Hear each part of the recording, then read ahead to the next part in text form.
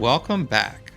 I'm Dr. C, and I'm searching for the Past and Future box, one of 5 boxes that John Collins Black has hid across the United States and provided clues to find those treasures inside his book, There's Treasure Inside.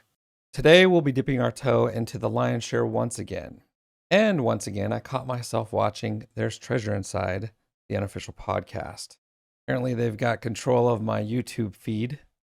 And anyways, they were covering chapter 13, and they were reviewing the image of John. At least it looks like an image of John doing like a layup. And what was interesting is how they pointed out that there's sort of this shape of maybe a mountain range. If you turn the image sideways, you can see the shape. I'll go ahead and reference the video in the description below, but if you want to go ahead and watch their video, they do talk about this in detail.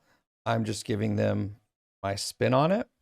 So what they were doing was they were taking a look at this image, and Blake was pointing out how there was kind of this line along the edge that looked like it could be a mountain range.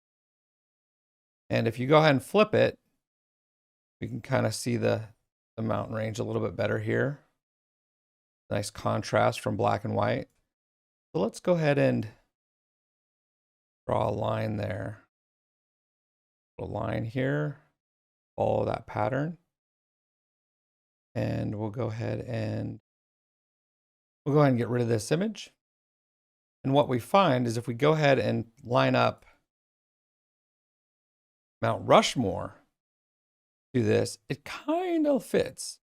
Now, the thing is what I was looking for is when I look through pictures of Mount Rushmore, got a double hump here. It looks a lot like the double hump sort of in this top part, and then it sort of dips down, and then you're going to get a couple of the heads there, and it kind of flattens out, dips down, and then kind of rises again.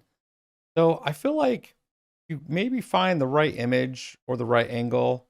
You can do that. You could probably line it up. There is a 3D model online that you can kind of twist around and maneuver to kind of get the right angle and maybe figure out if that matters. But I think this is likely a match. And I know a lot of people are kind of going, no, buy it. I want you guys to kind of just be a little bit more creative when you're working on these hunts. I think that's what's lacking in a lot of people's solves is just a little bit of creativity. And let's throw some logic in there. So let's go ahead and take a look at the chapter text. All right. We go ahead and jump to page 117. It reads, Jordan averaged more points per game than any player in history. Only 4 players scored more career points than Jordan, and each of these players played at least 270 more games. And he is the only player in history to lead the NBA in scoring while simultaneously being the Defensive Player of the Year and MVP. Now, I did a little research, and Kobe Bryant, in fact, passed Michael Jordan for the 4th spot with 197 more games played. Eventually, Kobe Bryant ended with 274 more games in his position for 4th. And just recently, Kevin Durant surpassed Michael Jordan as the 5th place all-time leading scorer.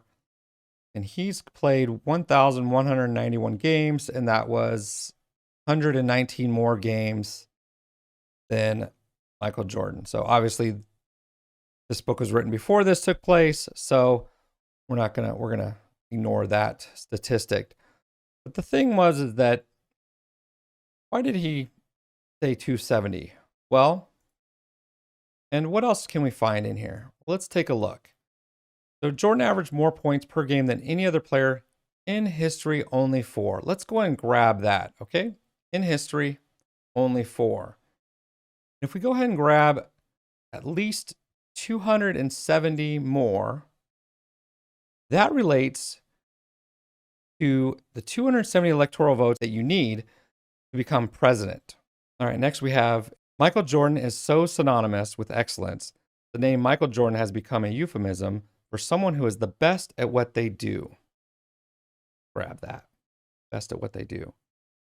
The President of the United States mentioned this when he presented Jordan with the Presidential Medal of Freedom, saying, and we'll stop there, Let's go and grab the President of the United States and presidential. I found it interesting when I read this. The President of the United States mentioned this when he presented. There's a lot of present going on there. Anyways, now that we're gathering some interesting details here, let's move on to the next little piece of text. And we'll finish with, so I love sports growing up. I admit that collecting sports cards or memorabilia has never been an interest of mine. However, I do remember asking my parents for $1 to buy a 12-pack of Fleer NBA basketball cards. What we're going to grab out of this, memorabilia, and last, dollar. All right, let's summarize. In history, only 270 electoral votes, the best at what they do. The President of the United States, presidential, memorabilia, and the dollar features George Washington. I believe this is overwhelming evidence. John is subtly referring to Mount Rushmore National Memorial. And when he refers to the best in class, I believe he's referring to the 4 presidents that are featured on Mount Rushmore. I think you should look into that a little bit closer. That's all I have today. I really don't want to spend time on this lion's share business. I'm going to get back to passing the future box. Take care.